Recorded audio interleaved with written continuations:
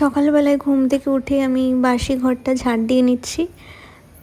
এরপর বাসি জামা কাপড় ছেড়ে যাব রান্নার কাছে। মর্নিং বন্ধুরা, আমি তোমাদের সাথে আজকে একটা ভিডিও শেয়ার করব যে তোমরা আজকে দেখতে পাবে এই প্রেগনেন্সির পুরো জার্নিতে আমার সারা দিনের ডেলিকার রুটিন বা আমার সারা দিনটা কিভাবে কাটে। তো আমার সকালের খাওয়া হয়ে গেছে। সকালে আমি ভাতই খাই, কারণ ভাতটা আমার ভালো লাগে। ভাত, আলু সেদ্ধ, ডিম সেদ্ধ, তার সাথে ঘি বা বাটার কোনো একটা কিছু দিয়ে আমি খাই। আর এখন করছি রান্না। হাজব্যান্ড চলে গেছে কাজে, আর এখন চলছে আমার 8 মাস। আর 8 মাসে আমি বাড়ির সমস্ত কাজই করি। আর আমরা তো থাকি মাত্র দুজন, মানে আমি আর ও। তো ও চলে গেলে তো আমাকে সব কাজই করতে হয়, তবুও আমাকে কাজে অনেকটাই হেল্প করে দেয়। সকালে উঠে মানে জামা কাপড়টুকু ওই কেচে দেয়, ওগুলো আমাকে কাচতে হয় না। আর ঘরের সব কাজ বলতে ভারী কাজ যেগুলো আছে সেগুলো বাদ দিয়ে আমি প্রায় সব কাজই করার চেষ্টা করি, কারণ যত আমি কাজ করব তত আমার শরীরটাও ভালো থাকবে। আর এখন আমি করছি রান্না। এখানে মটরশুঁটি রয়েছে, পেঁয়াজ, ফুলকপি, ধনেপাতা, ডিম ভেজে রাখা আছে। এগুলো সব কিছু দিয়ে ডিমের ঝোল করব।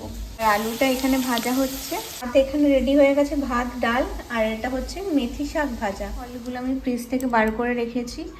তো আমাকে সকাল 11টা থেকে 12টার মধ্যে এই ফলগুলো খেতে হয়।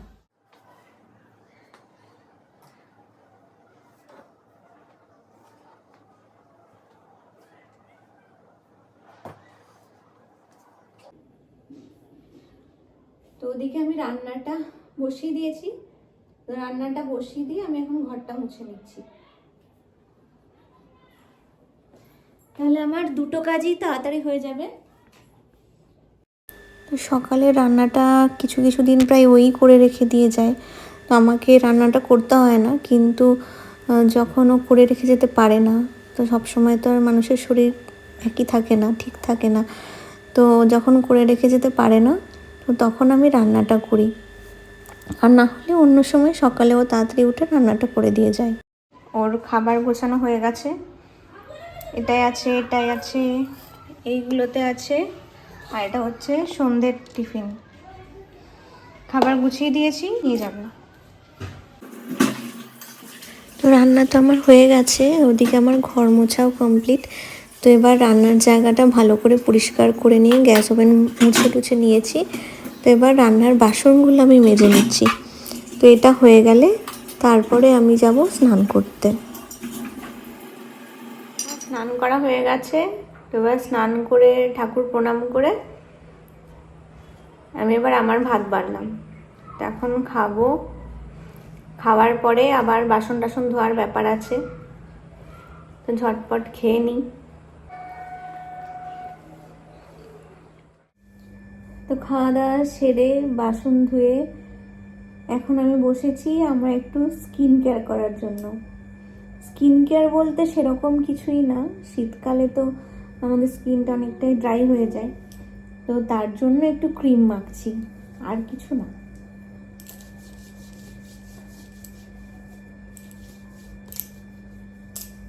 এরপরে গিয়ে আমি একটুখানি শোবো।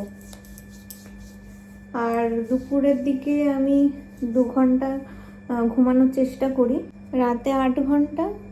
তো আমি মোট 10 ঘন্টা ঘুমানোর চেষ্টা করি। হয় না, রাত্রেবেলাতে ঘুমালেই সাথে সাথে ঘুম আসে না, টাইম লাগে।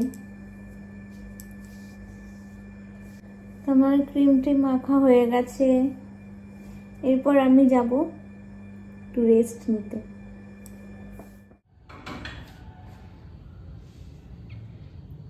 সন্ধ্যাবেলা আমি একটা হেলথ ড্রিঙ্ক খাই। তো আমি যেহেতু দুধটা খেতে পারি না, তো তার জন্য আমি গরম জলে খাই। গরম জলে আমি হেলথ ড্রিঙ্কটা খাই। তো এখন সেটাই বানাচ্ছি। তো সন্ধ্যাবেলা আমি ঘুম থেকে উঠে গেছি। তো ওঠার পরে আমি একটা হেলথ ড্রিঙ্ক বানালাম। আমি সন্ধ্যাবেলাতে চা বা কফি টফি সব কিছু খাই না, তো যে হেলথ ড্রিঙ্কটা আছে ওটাই খাই। তো সেটাই এখন বানিয়ে নিয়েছি।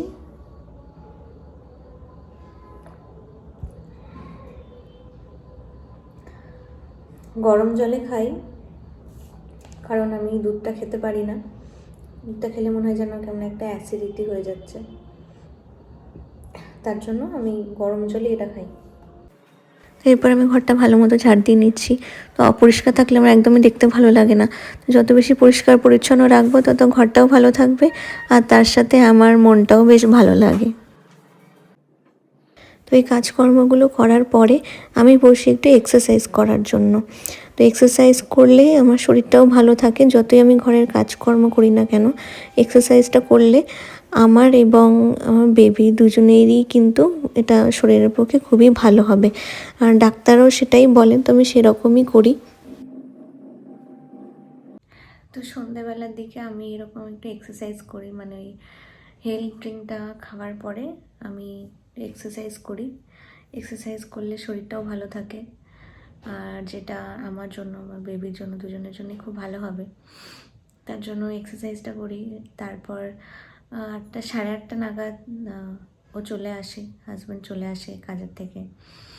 তারপর ওর সাথে একটু সময় দিই, একটু চা খাওয়া, তারপরে ওই খাবার টাবার গরম করা, ওই করতে করতেই আমার পুরো দিনটা হয় শেষ।